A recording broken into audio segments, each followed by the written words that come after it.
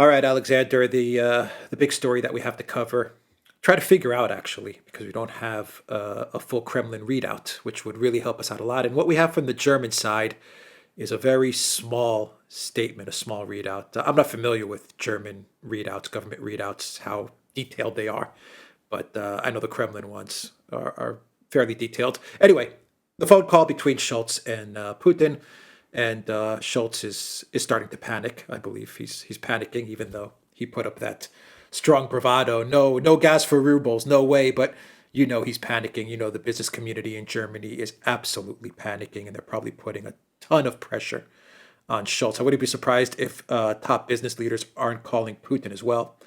But they had a phone call, and Scholz wanted clarification. And we don't really have much clarification, but let me just give you what the German media is saying and what the Russian media is saying. So the German media, and I'm paraphrasing, is saying that Putin told Scholz that they will allow gas to be paid for in euros or USD, and then that euro or USD will be converted by Gazprom Bank. So it'll be paid into Gazprom Bank in euro or USD, and then Gazprom Bank will go to the central bank and convert those USD or euros to rubles. That's the German side of things, and Scholz is saying that's what Putin told me. The Russian Russian state media, is saying that Putin pretty much just assured Scholz that there won't be any disruptions or any unfavorable terms with regards to the contracts that are going to be set up with this new scheme. In other words, there aren't going to be any disruptions, and the contracts will be and the terms will be favorable as they were before. They'll be just as favorable. There won't be any disadvantages, I believe, is the exact words that the Kremlin used. That's really all we have to go on. So, what do you make of this story? I suspect you're absolutely right in about the Germans panicking. Now, I should say there's been a lot of economic news pouring out of Europe now. Prices in Germany year on year were up 7.6% in March.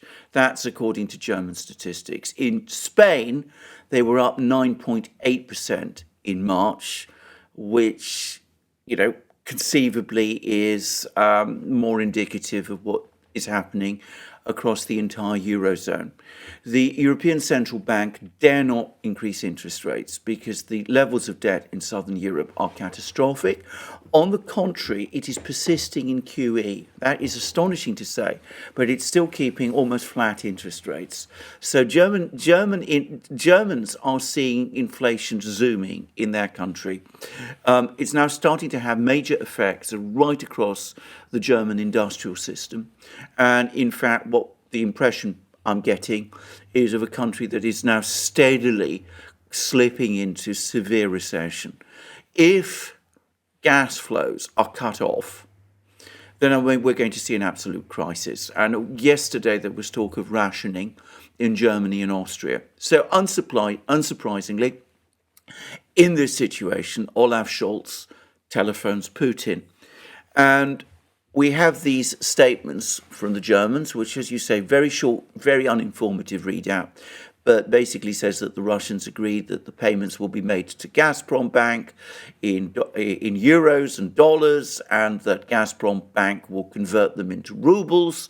Now, that might be true. And I would point out that if that is the case, then, of course, this play that Putin undertook last week, whatever else it's done, it's achieved one effect, because going into those series of meetings that we had last week, the EU Council meeting, the NATO meeting, the G7 meeting, there was lots of talk of more sanctions being unrolled, more sanctions against the entire Russian banking system, more sanctions against Russian energy.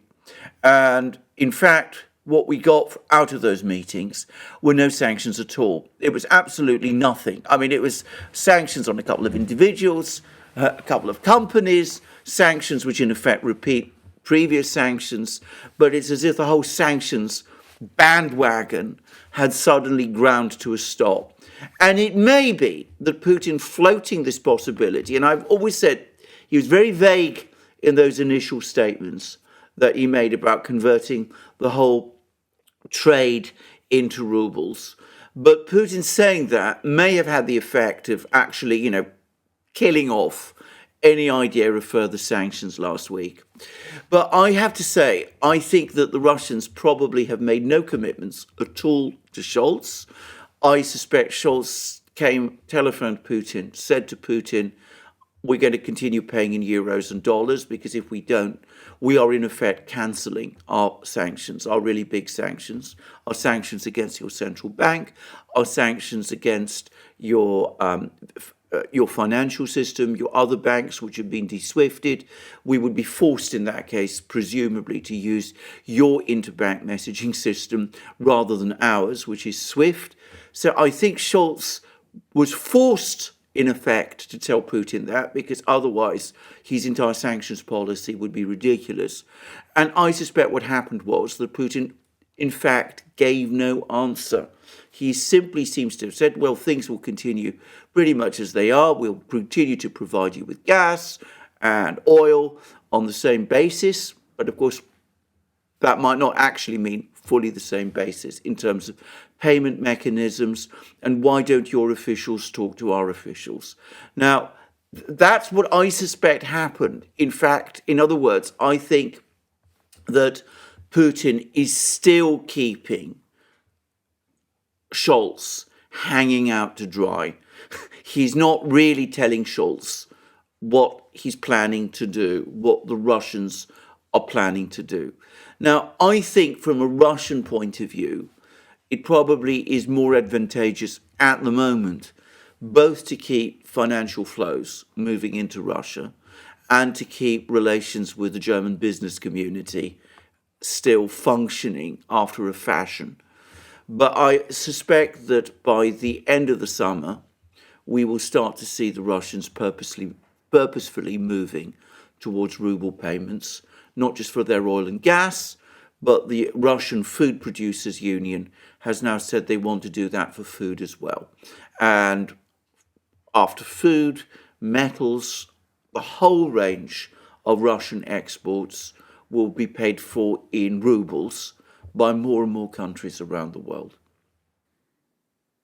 Oh yeah, I think that's confirmed pretty much. I mean, we've got Duma members saying this. We've got the state media, all the media in Russia is saying that the ruble's payment structure is going to cut across all commodities and resources. Absolutely. So I think that's coming. And the IMF has just now released a statement saying that the sanctions war is undermining the global position of the USD. Now, they caveated it because, of course, the IMF is based in Washington and they don't want to bring the wrath of the United States down upon their heads. But what they said was that though the USD would remain the most widely traded global currency, what we're going to start to see is other currency systems, payment systems, starting to be developed in parallel alongside it.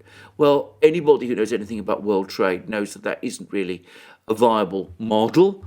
Either you have one currency in which everything is traded, or you don't. And I mean, it's as simple as that. So if we're going to move away from a system where trade is conducted in the USD and in allied currencies to the USD, like the pound sterling, the yen, and the euro, if we're not going to have that, then we're going to have a completely different global financial structure with a succession of currencies, one of which is increasingly looking likely to be the ruble, trading in commodities. And of course, as trade in commodities develops, remember, everybody has to buy food. And with Russia being the major wheat producer, and Russia and Ukraine being the dominant wheat producer, and the dominant metals producer, people are going to have to hold rubles around the world if they have to buy food in rubles, if they have to buy oil in rubles, if they have to buy metals in rubles. So the ruble will steadily, over the course of this year and next, and probably over a certain period, become internationalized, part of a new global currency. And of course, where the ruble is going, the RMB will follow, probably the rupee, the Indian rupee as well. Well, not only that, I think you're missing two other payment options. Bitcoin. Russia's Bitcoin. been saying many positive things about payments for Bitcoin, but Solid. more importantly, gold. Yeah, gold. Tom Lungo had a really good piece about how Russia is working with gold payments connected to the ruble. And one interesting aspect of that, one interesting piece of information when I was reading Tom's piece was that on the 25th of March, Russia announced that it's going to be buying gold. The central bank will be buying gold from other banks, $5,000 per 5,000 rubles per gram at fixed price. Instead of Russia selling their gold like the collective West thought they would in order to finance their economy so that they don't collapse, the central bank has now announced, we're going to be buying gold.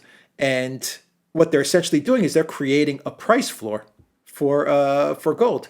And I think you're going to be looking at a basket of currencies to buy commodities, which is going to be something like ruble, RMB, rupee, gold, and maybe even Bitcoin. Who knows? What their effect done with that statement is that they've now created a conversion rate for gold into rubles. So countries that want to buy things in gold, want to buy things from Russia, if they don't hold rubles, they can buy it in gold and get rubles. So now, can I just say, this is not unique.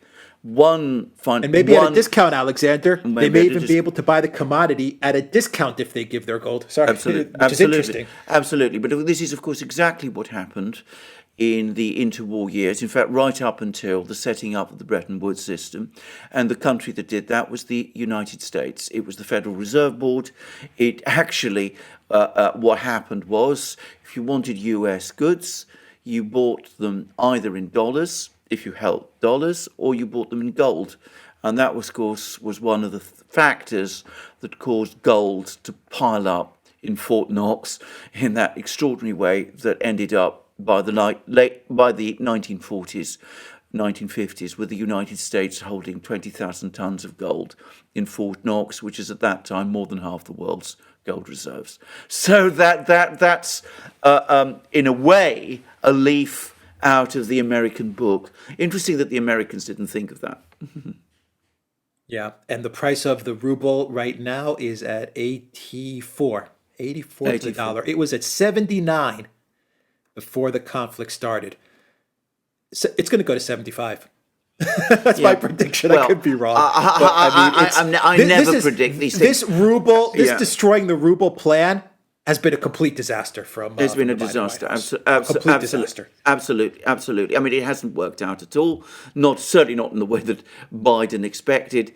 Certainly not in the way that anybody in the United States expected. So, whatever this has done, this thing that Putin announced, as I said, was it just last week, about going over to ruble payments, whatever it's done, it spooked the West. I mean, it really has. I mean, it's difficult to convey the alarm it's caused across the West. It's spooked the West. It's almost certainly stopped any further idea of sanctions against Russian banks, financial systems in its tracks. It's deeply alarmed the German business community, the European business community. We see Olaf Scholz running around, calling Putin, trying to get idea from Putin about what he's going to be doing. And as I said, I suspect all that happened was Putin said, things will, don't worry, all will be well. All you need to do is talk to Gazprom and they'll sort it out for you. I mean, that was basically, I think, what he really said. So, I think he played a very long game, that kind of game with Scholz. Scholz is rushing out statements to try to reassure the business people in Germany that he's got it under control when he manifestly doesn't. And what we see instead, surging inflation across Europe, 10% almost in Spain, 10% rise in prices in Spain year on year. 7.6% in Germany year on year. And Germany, of course, it's inflation in Germany wreaks havoc on the German system. And in fact, I sent you an article just before this program showing the way in which Germany is now the entire German industrial base is now in incipient crisis, comparable to 2008. Of the European Central Bank unable to raise interest rates, obliged to keep QE going. This in the middle of an inflation crisis, because debt levels in Southern Europe are so far out of control, and a ruble which is hardening and which is gaining increasingly the trappings and the appearance of a hard currency, and which may become an even harder currency soon, globally traded and pegged to gold. Yeah, so Peskov came out with a statement, the Kremlin spokesman, and he said that the delivery and payments for this scheme, this gas for rubles, said it's going to be a time-stretched process. That's a direct quote. It's going to be a time-stretched process. And he was saying this is not going to be like flipping a switch and March 31st to April 1st, everything switches over to rubles. So it's going to be a process. And okay, that's understandable. I can understand that. I'm sure there's a lot of technical things and operational things that they have to work through. But on the other side, I imagine there's also what you said. It's just kind of, holding them up by a thin thread. You know what I mean? It's like it's kind of like, Scholz is like hanging over the building, and Putin's holding his hand, and he doesn't know whether he's going to let him slip or not. Yeah, you know what I mean? And to make it even more interesting, the phone call that they had, to me, indicates something about Putin's personality in a way, and I'd like you to comment on it. At the end of the day, it's whatever choice they make with regards to payment, whether they let this bank account be open and then they convert the rubles, or they just take the rubles directly. Russia benefits because they still get the demand for rubles, which is at the end of the day what they want. So they're going to get the demand for rubles. That's going to happen no matter which option they choose. What's happening then is, how much does Putin want to punish the EU and Germany in specific? Does he want to demolish their economy and say in 3 months or 6 months, I don't care, I want rubles, I don't want to see euros, I don't want to touch euros, you either give me your gold and we'll convert it, or give me rubles? Or is he going to say, you know what, I don't want to destroy Germany, I have warm feelings about Germany, I don't want to go full annihilation on the economy, I don't want global instability to hit a peak level, and I would prefer that we keep the German economy viable for a year, 2, 3 years, and I'll let them continue with this scheme of depositing euros and USD to Gazprom Bank, and then we'll convert it. Do you see where I'm coming from? I mean, it is really, it's not a stretch to say, or maybe it is a stretch to say, but I'll say it. Germany's economy, Putin is holding Germany's economy in his hands at this very moment. He is. I think there's something also I need to explain, and this is perhaps a point which maybe needs to be explained to our viewers, because, of course, Gazprom Bank receiving payments in euros and converting them into rubles is not what was happening 2 months ago. What would happen was Gazprom Bank would receive payments in euros. It would pass those payments on to the central bank. The central bank would then obviously convert some of them into rubles, and then it would put other parts of them, a substantial part of the euro earnings, into its foreign currency reserves, which would then be held in Western banks. Exactly. So as that can't happen anymore, it's all now being converted into rubles, which of course is supporting the ruble. Now that's not going to change. That's going to continue indefinitely. Now, we're not going to continue indefinitely because in this kind of situation, I can't help but think whatever sentimental feelings Putin has about Germany, and I'm pretty sure, by the way, those sentimental feelings have taken a hell of a knock over the last few weeks, given what he's seen the Germans say about him. But he has had them, and he probably still lingeringly has them. But whatever sentimental feelings he has, Putin is going to be listening to his technical people, the people at Gazprom Bank, the people at the central bank, the people in Gazprom. And they're going to be saying to him, look, this system is inefficient. It's not fully efficient. Why should we convert euros into rubles at our Gazprom bank? Surely the logical thing is for them to just pay us in rubles. They can do the technical trouble of conversion. So I can't help but think that that's where we're going. And I think that's probably not going to play out for very long.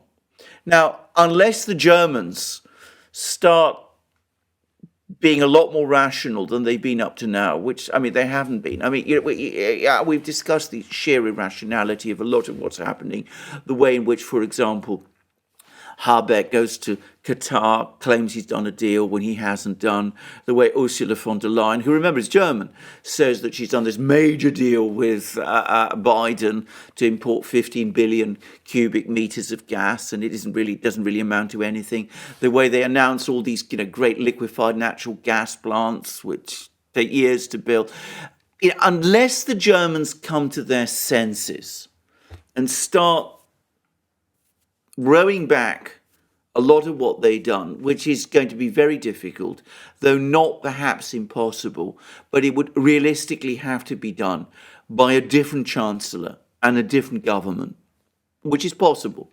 Unless that happens, I can't help but think that by autumn, at least, when gas demand is at its height, we're going to start to see the Russians starting to say, look, we've been we've been doing this conversion up to now. It's always been understood that this is a temporary thing. We're now going to move fully and entirely towards a system where you have to pay us in rubles. And you've been given the summer to start stocking up your supply of rubles.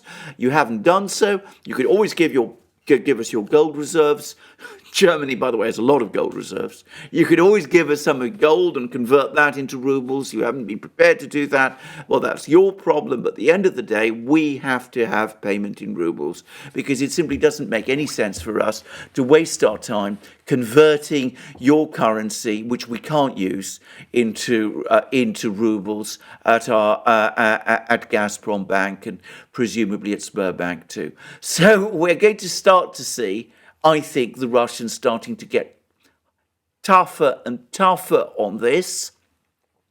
And as we said earlier in the program, moving more and more of their exports onto ruble payments, because it's logical for them to do it. Why wouldn't they do it? As you said, in our previous program, what do they lose by doing it? So I can only see gain from their point of view by doing it. So why wouldn't they do it? Yeah, this is going to be like a 3 to 6 month drawn-out process, exactly.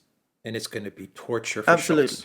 It's going to collapse. I think it's quite like it's going to be absolute torture for Scholz. It's going to, but you said they have to make a decision, though. The German government.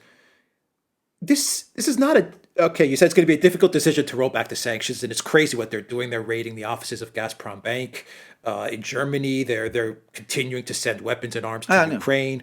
All these crazy things. They continue to do these things. This is not really a hard decision for Germany. It really isn't. What do? Do I support a war where the side that I'm supporting is losing and will, without a doubt, lose? No doubt about it. Also, it's a side that I'm supporting that is full of very, very radical forces, NAZI forces, which, as Germany, we shouldn't be supporting to begin with. Or do I save my country? I mean, this is crazy that this is the decision that they're actually tormented with. But of course, doing these things, changing their policy, going to Moscow, because that's what Scholz ought to be doing. He ought to be on a plane to Moscow, talking to Putin face to face, meeting with all of these people, coming up with some kind of agreement. That's what Angela Merkel would have done, by the way. But anyway, trouble is, doing those things would be such a titanic loss of face for these leaders, Scholz, Baerbock, Habeck. I don't think they can do it. Politically, it would put their political prospects, their survival, their potential to act as politicians in catastrophic jeopardy. I have to say that it seems to me likely they're going to find themselves in that situation in a few months anyway, probably even worse. Chances are there will be a new German government. Chances are that new German government, led perhaps by Friedrich Merz and the CDU, will call an election. Chances are that the Greens will be obliterated because they are the party which I think most Germans will blame for this disaster. And it could very well be that the Greens never come into power in Germany again. That's possible.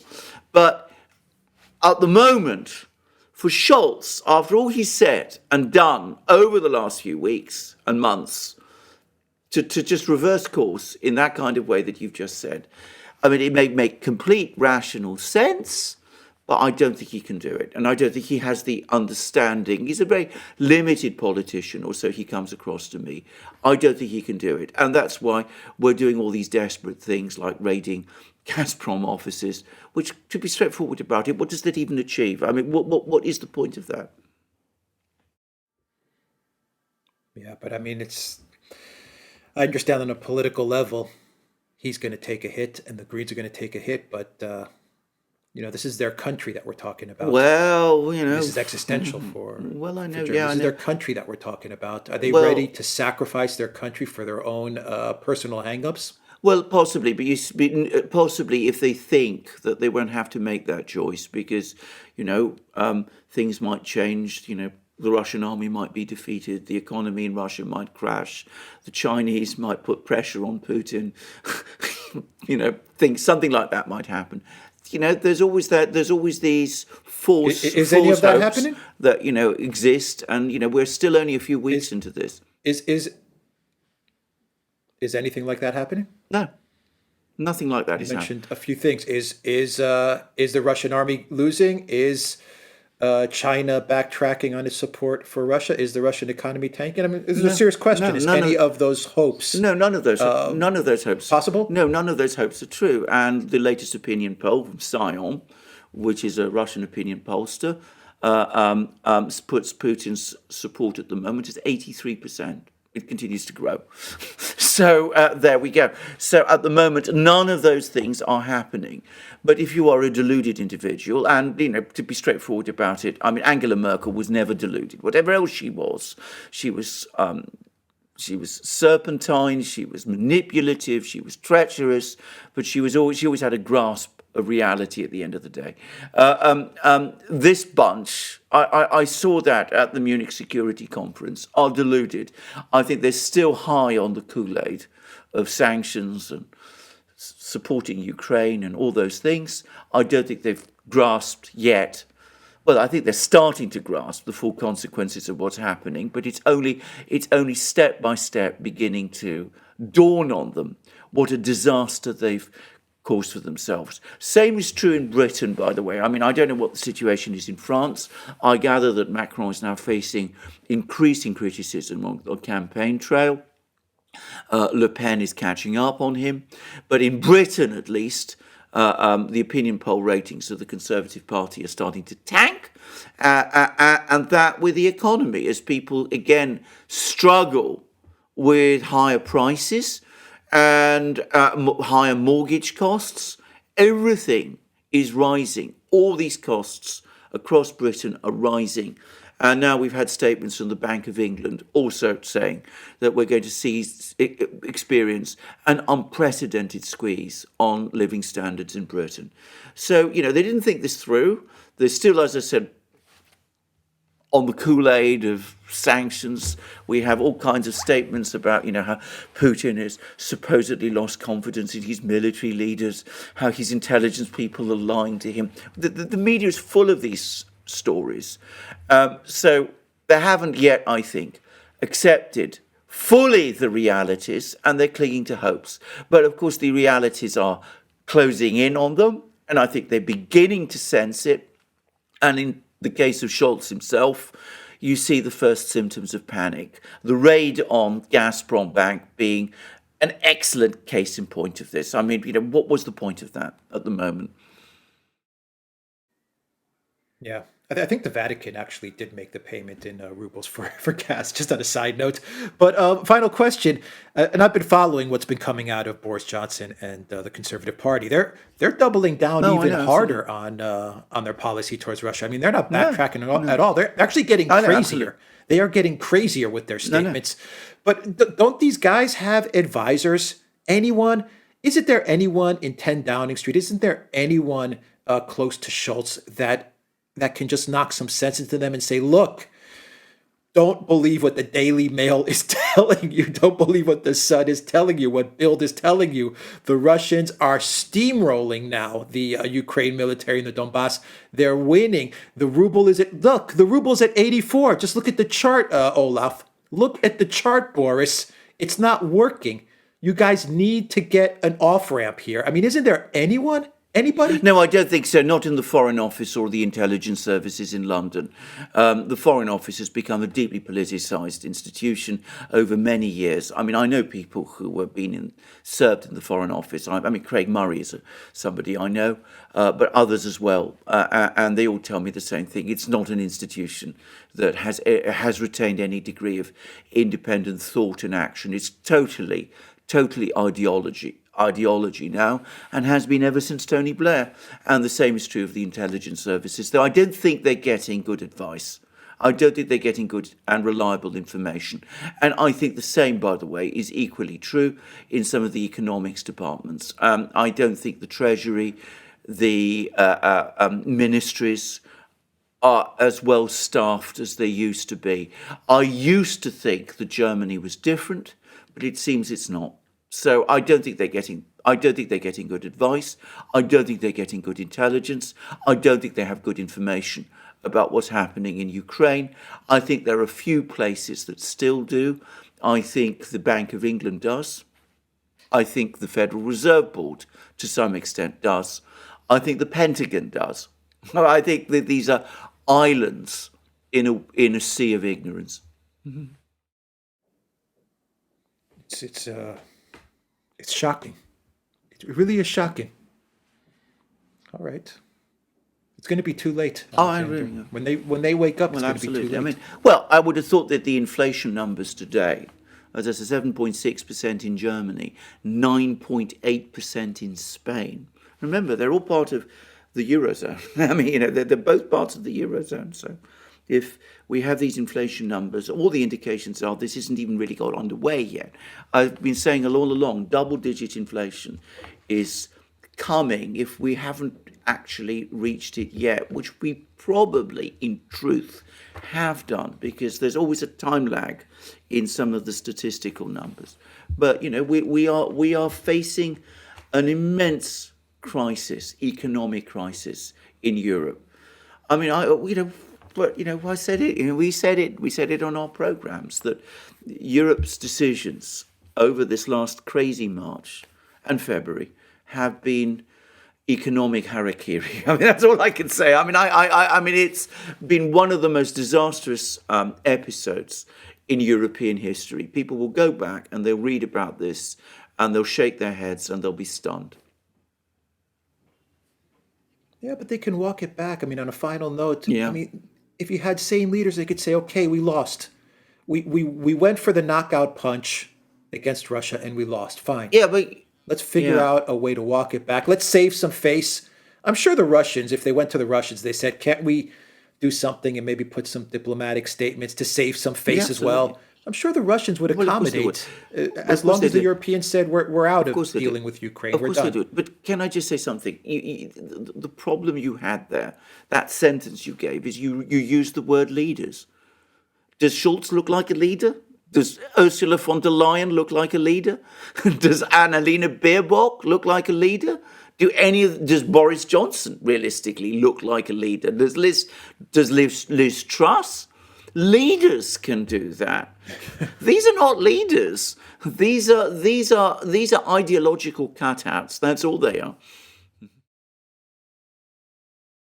All right, we'll leave it there. The Duran.locals.com, everybody. If you're watching this from Rumble, you will find a button up top, a red maroon button, which will take you directly to our locals community page. So click that button, get into our locals community as well, and you'll get even more content and more news and all kinds of great posts that are shared in that locals community. Duran Shop, 10% off when you use the code GOODDAY. There is the mug. Take care.